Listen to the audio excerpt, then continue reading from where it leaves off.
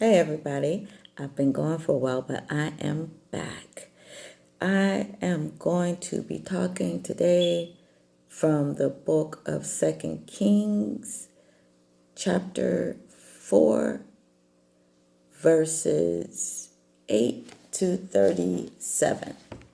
Yes. And in that book, there are the prophet Elisha and the Shunamite woman.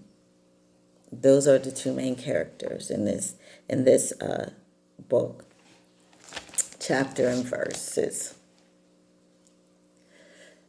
So Elisha passes through the town of Shunem, and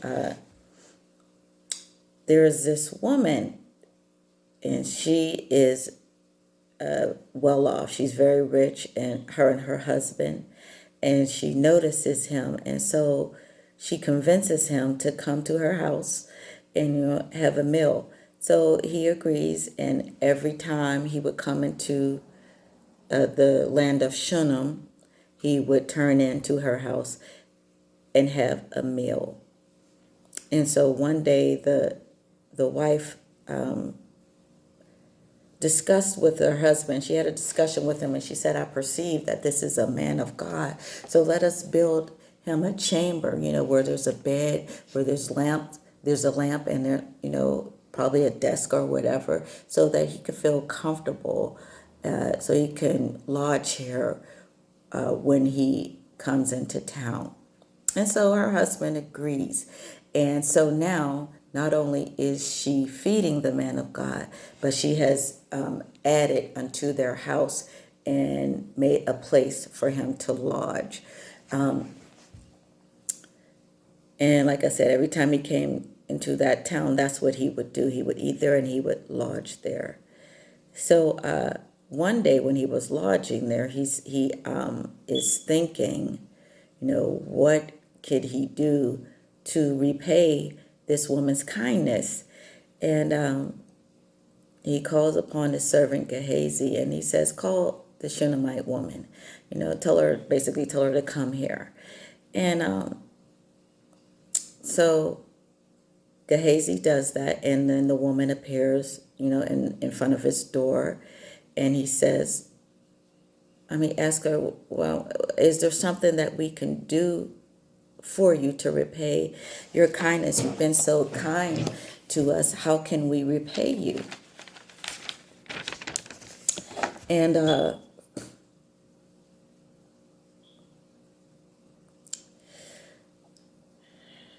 she says, so he asks her, can I talk? Do you need me to talk to the king for you? Do you need me to do that for you? Do you need me to do this for you? And she basically says, "No, I'm fine. I don't need anything."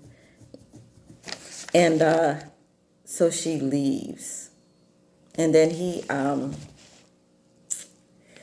has a discussion with Gehazi, trying to find out how he could bless her, because he was still trying to bless her. And then that's where Gehazi let him know that she was without children and her husband was old. So to be without children, that was basically like saying that you were cursed. If you had a barren womb, you were basically looked at as a cursed woman. Doesn't mean you were, but that's how you were looked upon in those days. And so Gehazi let Elisha know that, and he also said, on top of that, her husband is old. So she, in the natural eye, didn't have a chance of having any children. So he tells Gehazi to call her back. And she comes, and Elisha prophesies to her, and he says, according to the time of life. So he said, according to, like, I'm saying this to you right now. By this time next year, you will have a child. So this was good news to her, but almost too good for her to believe, probably because, like we said, her husband was old. So, but not only would God open her womb, he would bless her with a son. And sons were important. They were important as laborers, and they were important because they carried on the family lineage. And in the family name. So by the time we get to verse 17, Elisha's prophecy comes to pass exactly as he said it would. God granted the woman an unspoken desire. So she didn't even ask the prophet for this, but God knew that she desired a child, and God granted it. And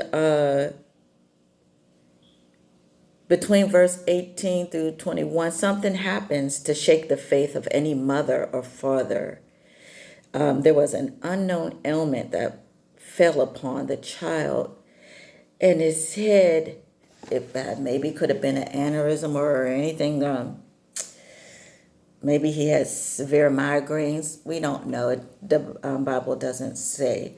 But something happened where he was like, he reached his father and he complains of a headache. And the father, like most men, says, take him to his mother. And he does. And one of the servants takes the child to the mother. And when the child gets to his mother, he sits on his mother's lap and he dies while she's holding him. So what do you do when a promise dies? Dies right in your hands. What do you do? There were several occasions where there were promises that seemed to have died or were on the verge of dying in the Bible, but there was one common thread, and that was faith. That made the difference. So, the woman did not put the child in his own bed. She placed him on the man of God's bed, and she shut the door. And to me, that bed represented, in my opinion, faith in action, because when she laid him there, he was dead. He was dead. But her placing him there, it kind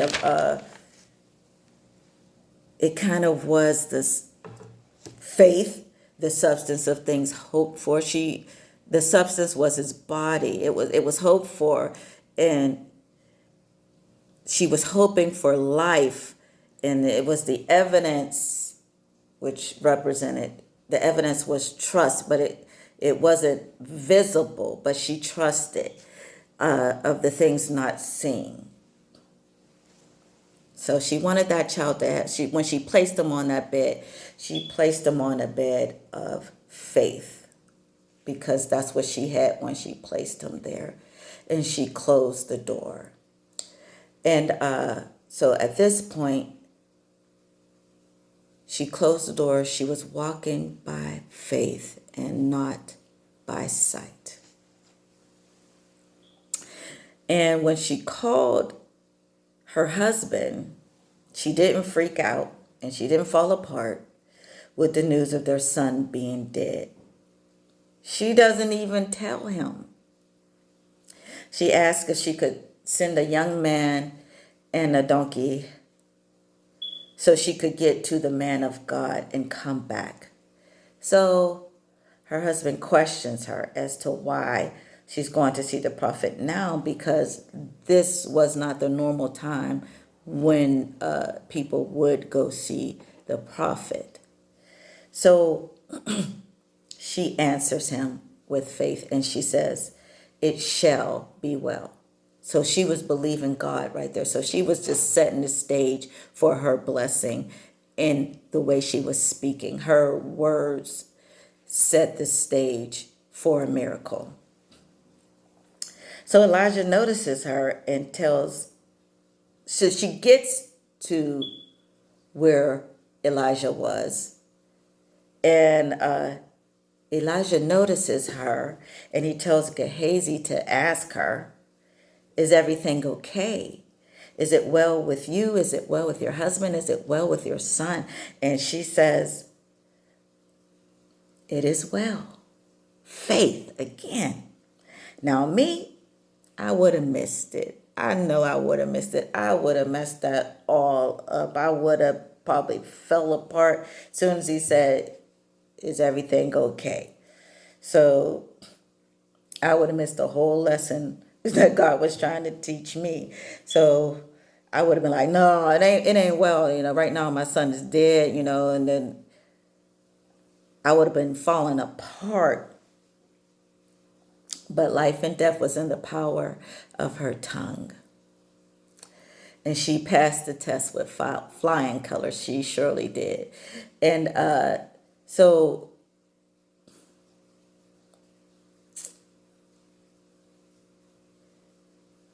Elisha knows that there's something that's not right. And let's see. In verse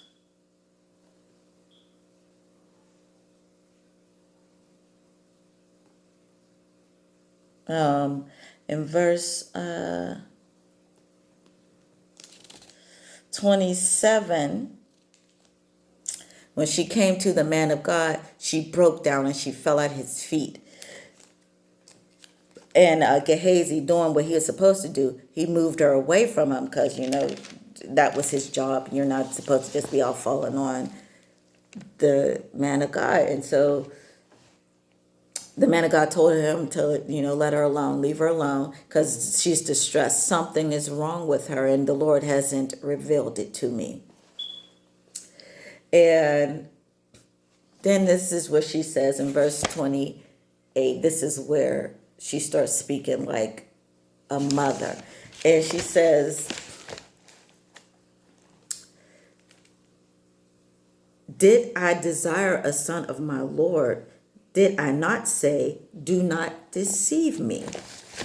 And so here's where she lets it all out. And she said, I didn't ask you for a son. And I asked you not to lie to me. Don't lie to me.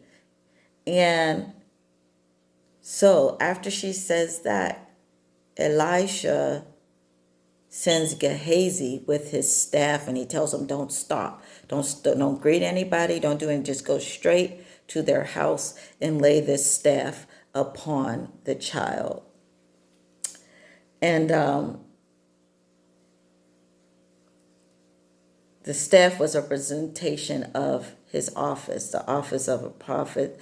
He was also like a shepherd too. So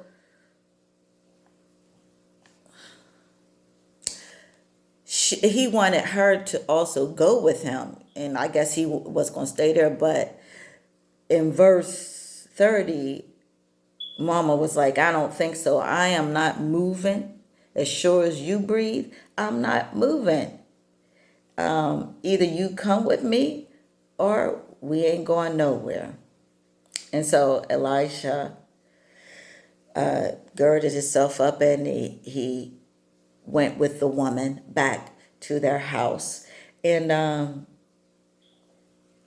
Gehazi got there first, and when he did as Elisha told him, nothing happened. And right there, I was wondering why didn't anything happen? And this is my opinion. This is not biblical truth or anything. It's just my opinion. So I believe that maybe because Gehazi's faith was not connected to his obedience, he was just doing what he was told. Maybe that's why it didn't happen.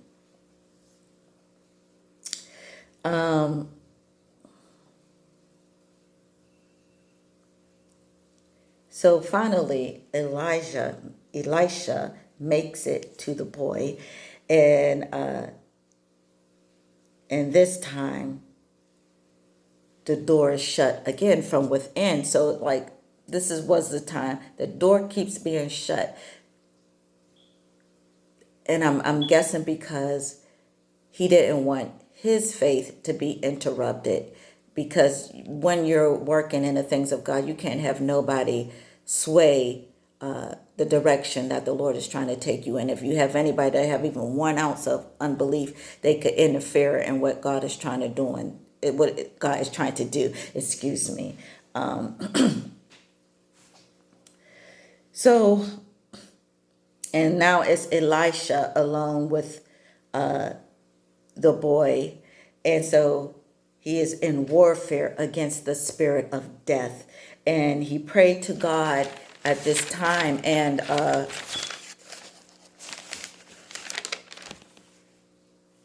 he prays to God Almighty for his help. So it's Elijah, it's the boy. And Elisha is totally dependent on God Almighty, not himself. He's dependent on God Almighty for his help in this situation. So he stretches himself out on the boy, eye for eye, lip for lip, nose for nose, hand for hand. So he's equal with the boy. And he prays. And he's praying. I'm guessing he's praying for life to be brought back into boy. So from his life to the boy's life, transference of supernatural life, the greater that was in him to resurrect this child from the dead.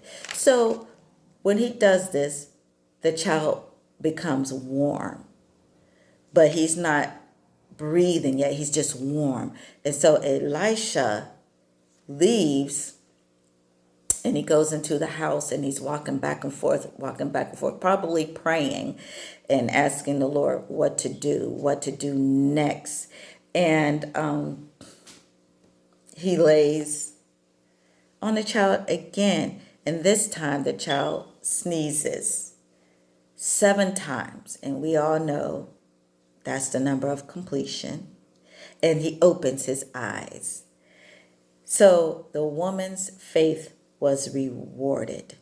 It was rewarded exceedingly, abundantly, and far above all she could ask or ever think, according to the power that dwelt within her.